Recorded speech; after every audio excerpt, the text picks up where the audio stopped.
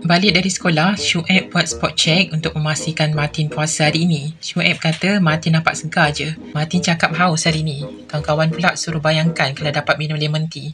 Lepas buat pemeriksaan, Syuib yakin Martin masih berpuasa.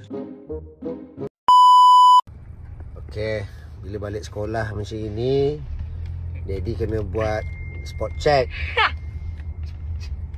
Okey. Jangan ketawa-ketawa. Kau nampak segar pula hari ni. Dia haus lah. Tadi kau macam cakap, bayangkan lemon tea dengan ais. Tak apa. Tak tahan. Sini.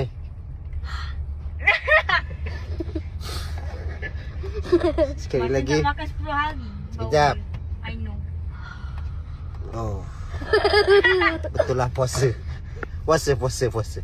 Bagus masih puasa. Alah, sayang Daddy ni, anak Daddy. Sayang Daddy. Okey, puasa kan? Bagus. Tapi tadi memang termakan bau ais. mulut dia memang bau macam bau bangkai pun ada.